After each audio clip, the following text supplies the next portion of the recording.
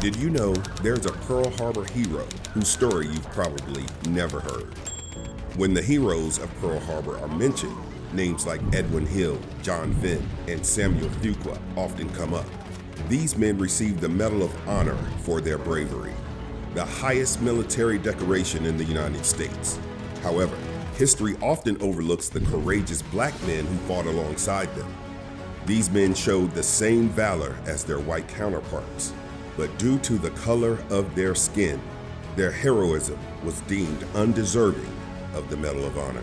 For those who have seen the movie Pearl Harbor, directed by Michael Bay, you surely remember Cook Petty Officer 3rd Class Doris Miller, played by Cuba Gooding Jr. But did you know that that character was based on a real-life hero? During the attack on Pearl Harbor, Doris Miller's heroics made him the first African American to receive the Navy Cross for Valor. While bravely fighting the Japanese in the Pacific, he also faced the harsh realities of racism in the U.S. Navy. Curious to learn more about this incredible story?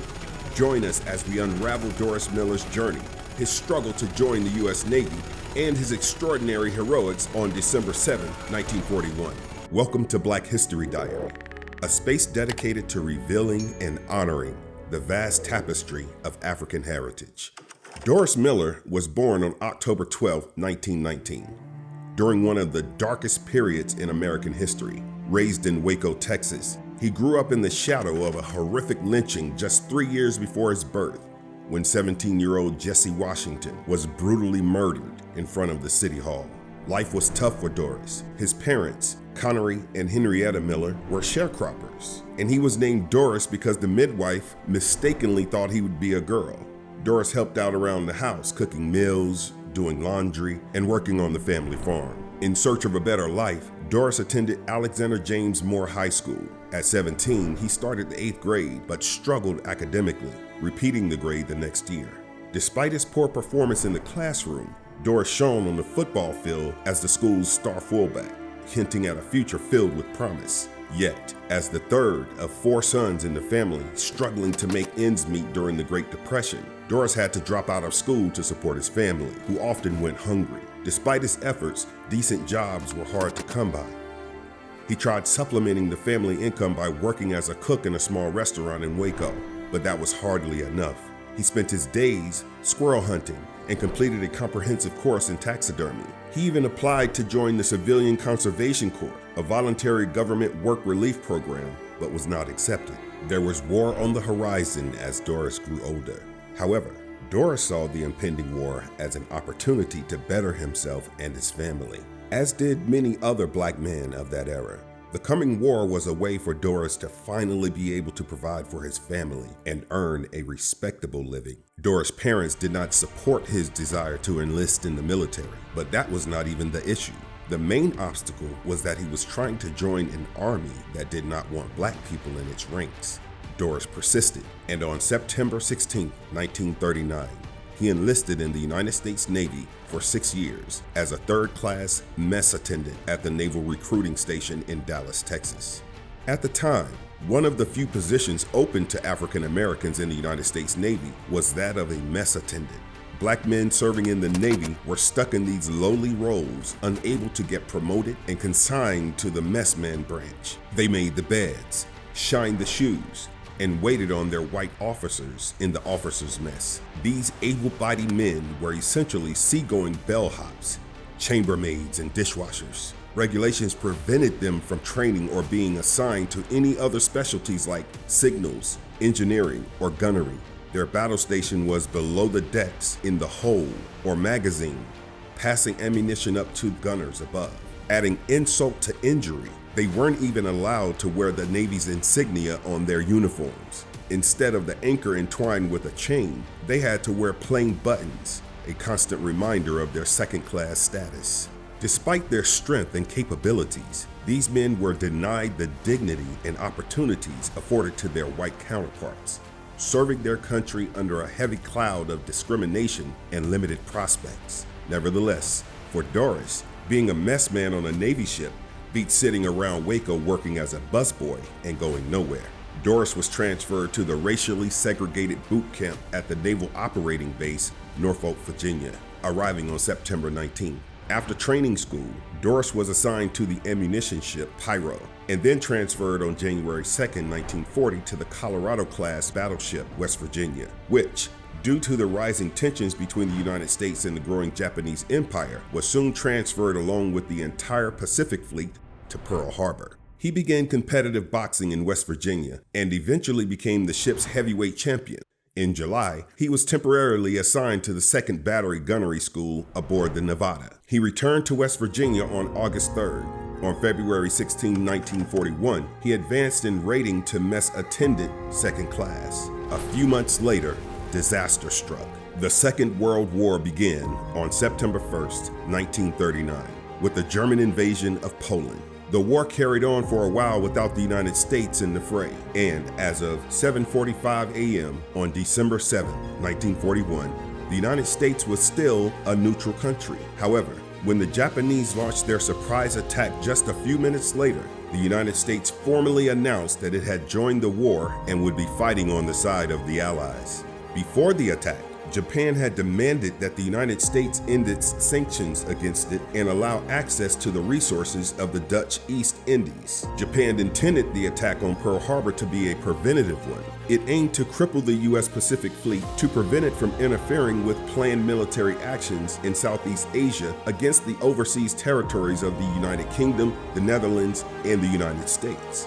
Over 7 hours, Japan carried out coordinated attacks on the U.S.-held Philippines, Guam, and Wake Island, as well as British territories in Malaya, Singapore, and Hong Kong.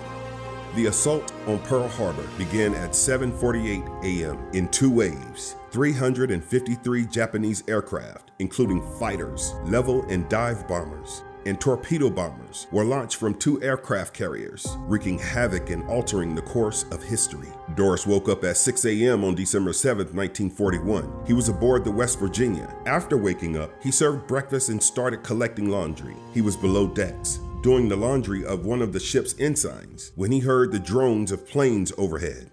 In mere seconds, planes from the Japanese aircraft Akangi fired the first of 7 torpedoes that hit West Virginia. Immediately, the alarms for battle stations went off, and Doris headed for his designated battle station, an anti-aircraft battery magazine amidships. However, upon getting there, Doris found out that the magazine had been flooded with the torpedo hit. Unable to report to his assigned battle station, Doris made his way to Times Square on deck, West Virginia's central spot. He reported himself available for duty, and he was assigned to help carry wounded sailors to safer spots on the ship.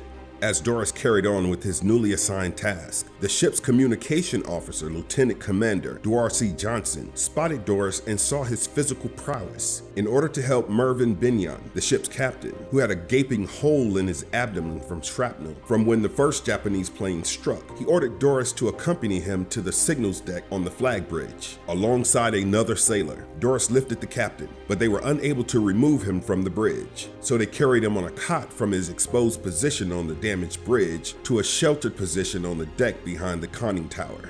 This is where the captain remained as the Japanese planes launched their second attack. Despite his grave injuries, Captain Binyon refused to abandon his men and his ship. He asked for reports about the state of the ship from his men and gave orders and instructions to the crew members to defend the ship and fight. Unfortunately, he was unable to go to the deck below because of smoke and flames. He was carried up a ladder to the navigation bridge, where he died from blood loss despite the aid of a medic. He was posthumously awarded the Medal of Honor. The West Virginia sustained heavy damage from 2 bombs and 6 Japanese torpedoes. A 7th failed to explode and was listing drastically. Its port guns were silent. As for Doris, he took the orders of his captain to heart and went along with Lieutenant Frederick H. White and Ensign Victor Delano to load the unmanned No. 1 and No. 2 Browning 50 caliber anti-aircraft machine guns that were aft of the conning tower. Doris had no prior experience with the weapon and was unfamiliar with it, but White and Delano gave him instructions and taught him how to use it. Delano was expecting Doris to feed ammunition to one gun, but his attention was diverted, and when he looked back, Doris was already firing one of the guns. Doris may not have had training with the big gun, but he had a very good aim from his time spent shooting squirrels after dropping out of school. Talking about the experience later, Doris said, "It wasn't hard. I just pulled the trigger and she worked fine."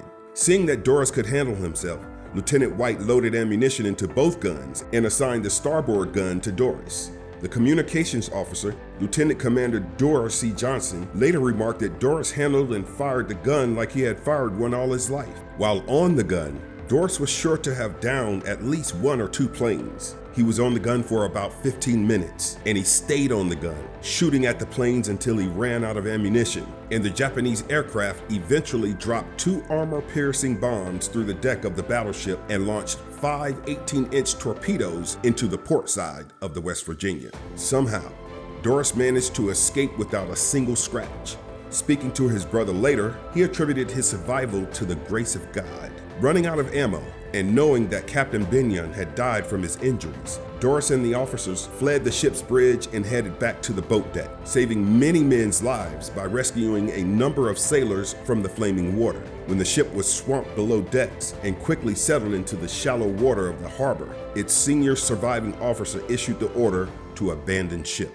One of the final 3 guys to depart the West Virginia was Doris Miller, avoiding Japanese plane strafing and areas of burning oil from the battleship Arizona. He and his shipmates swam 300 to 400 yards to land. 106 of the 1,041 crewmen in the West Virginia died, and 52 were injured. 7 of the 8 American battleships in the harbor that day were sunk or badly damaged. Doris Miller's heroic actions played a crucial role in advancing desegregation within the U.S. military. His courageous conduct inspired the eventual issuance of President Harry S. Truman's Executive Order 9981 in 1948, which led to the desegregation of the U.S. Armed Forces. You see, his actions didn't just save lives, they spurred people to the realities of African Americans in the United States at the time and affected a policy change. In contrast, Doris Miller didn't care that he was only a messman. He went above and beyond his post to fight back and save lives. In his own words, Miller said, "When the Japanese bombers attacked my ship at Pearl Harbor, I forgot all about the fact that I and other Negroes can only be messmen in the Navy and are not taught how to man an anti-aircraft gun." Despite several eyewitnesses, the Navy wasn't keen on accepting the fact that an untrained cook was capable of such feats. In fact, several controversies surrounded Doris Miller, raising questions about how effective his gunnery had been. Let's not forget that no one questioned Captain Benyon's heroics. Just for refusing to abandon ship and tend to his wounds, he was recognized and awarded a Medal of Honor. Estimates and eyewitness accounts say that Doris Miller shot down 4 to 6 Japanese planes for the 15 minutes that he handled that .50 caliber gun. His niece claimed that his actions saved the U.S. West Coast from invasion that December. If you agree with her, feel free to let us know your opinion in the comment section. Of the 353 Japanese aircraft that attacked Pearl Harbor, only 29 did not make it back to their carriers, and only one of those fallen planes was in the range of the West Virginia. Most Navy officers, who were white, claimed that the Aichi D-3A Valve dive bomber that was thought to have been brought down by Doris may have been brought down by one of the guns on the West Virginia's sister ship, Maryland. Ensign Victor Delano, who was beside Doris on the deck of the West Virginia, claimed that everyone was shooting at the dive bomber, not just Miller.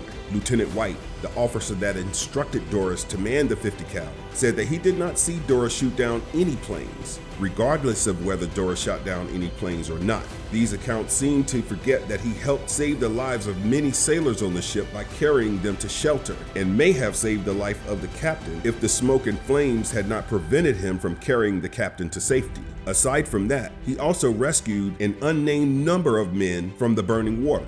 Do you think Doris Miller's actions are deserving of a Medal of Honor? Let us know your opinions in the comment section. Within weeks of the Pearl Harbor disaster, the Navy's public relations officers began sharing stories from after-action reports, tales of heroism that rivaled any in U.S. naval history. Among these stories was a brief mention of an unknown black sailor whose courage stood out. On December 22, 1941, the New York Times ran a sparse account from an unidentified naval officer who served on the Arizona. The officer spoke of a black sailor who, despite being a mess attendant with no prior experience, stood on the hot decks of his battleship and directed the fight against the Japanese attackers. This sailor manned a machine gun on the bridge and kept firing until he ran out of ammunition. This unnamed hero was included in the Navy's 1941 Honor Roll of Race Relations. Doris Miller, still not named publicly, received a commendation for heroism when the Navy released its list of commendations for Pearl Harbor. The NAACP took notice and asked President Franklin D. Roosevelt to award the Distinguished Service Cross to this unknown black sailor.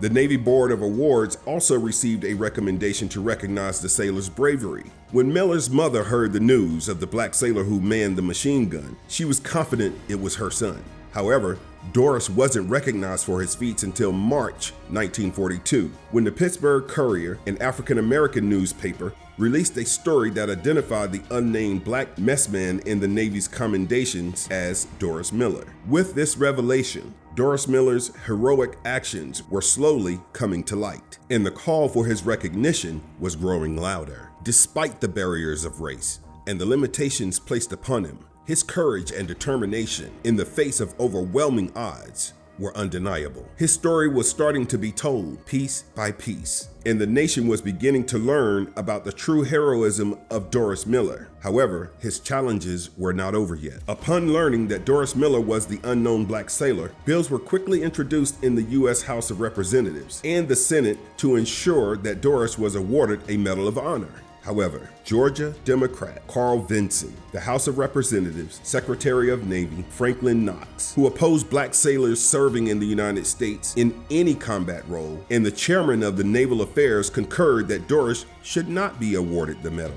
Many historians and political leaders have maintained, both at that time and since, that Doris Miller's exploits were at least of equal distinction, and all the more to be honored because of the repressive racial stigma under which he performed so heroically. As heroic as the sacrifices of the 16 men, all of them white, and most of them officers and petty officers, who were awarded the Medal of Honor for their actions that day. Between 1941 and 1945, no black soldier, sailor, or Marine received the Medal of Honor. In 1996, Vernon J. Baker became the only black World War II veteran to receive this honor while still living. To the U.S. Navy's credit, Miller was recognized as one of the first U.S. heroes of World War II. On April 1st, CBS Radio broadcast a They Live Forever episode that dramatized Miller's actions in response to Secretary of the Navy Franklin Knox's letter of praise. And campaigns by black groups to give Miller more credit got underway. The Pittsburgh Courier asked readers to write to members of the House Naval Affairs Committee on April 4th in favor of Miller receiving the Medal of Honor. The National Negro Congress condemned Franklin Knox's advice not to give Miller the Medal of Honor on May 10th. On May 27th,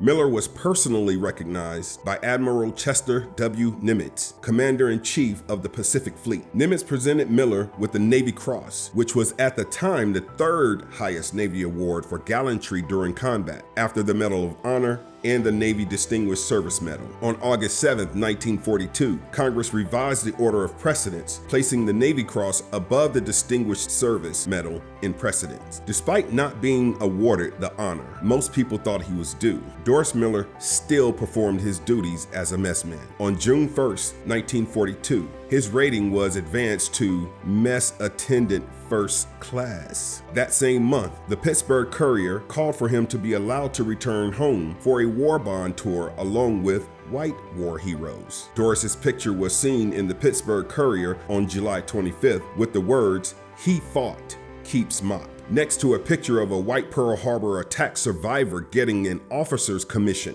The Navy considered Miller too important waiting tables in the Pacific to be sent back to the U.S., according to the photo caption. After mounting pressure from influential people in the press, Doris was allowed to return home after nearly a year at sea. For the next 2 months, Doris gave talks in Oakland, California, his hometown of Waco, Texas, and in Dallas and Chicago, promoting war bond sales and accepting tokens of admiration from black communities. Doris Miller's legacy paved the way for other African-American service members to serve in combat roles, and his likeness was used in Navy recruitment drives, including an iconic World War II enlistment poster featuring the words, "Above and Beyond the Call of Duty." Miller was soon transferred for reassignment, and on June 1st, 1943, he arrived aboard the newly constructed escort carrier Liscombe Bay as a mess attendant and was promoted to cook.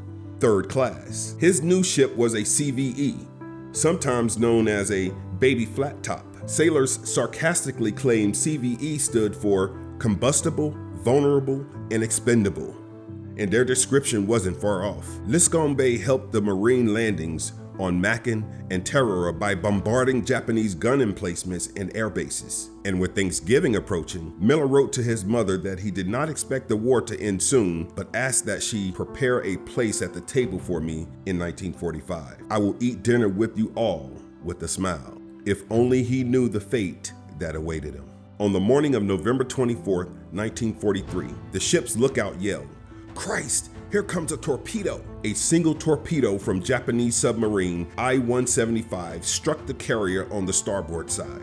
Miller went to general quarters, but a few moments later, the ship's aircraft bomb magazine exploded. The poorly armored Liscombe carried about 200,000 pounds of bombs, 120,000 gallons of bunker oil, thousands of gallons of aviation fuel, and an inordinate number of 20mm and 40mm cannon ammunition, all of which exploded.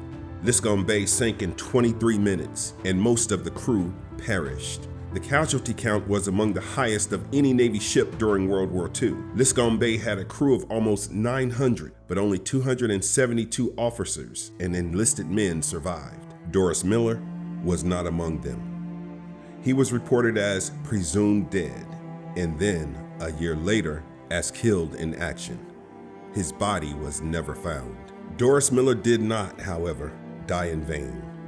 His life has left an indelible mark as an example of how a poor and oppressed young man from rural Texas can rise above poverty and racial discrimination, not just to demonstrate remarkable courage, loyalty, and patriotism, but also to help change American history. The Victory Club hosted Miller's memorial service on April 30th, 1944, at the Second Baptist Church in Waco, Texas. On May 28th, a granite marker was unveiled at Moore High School in Waco in his honor. In addition to the Navy Cross, Doris Miller received the Purple Heart, the American Defense Service Medal, Fleet Clasp, Asiatic Pacific Campaign Medal, and the World War II Victory Medal.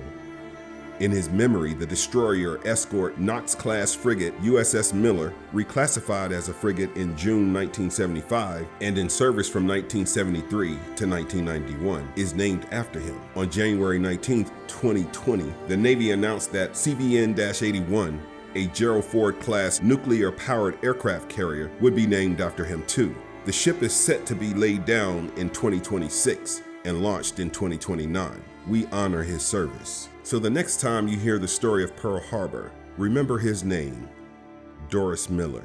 Now that you know his story, would you have preferred that he was handed the Medal of Honor while he was alive? Or these numerous recognitions now that he's no longer here with us?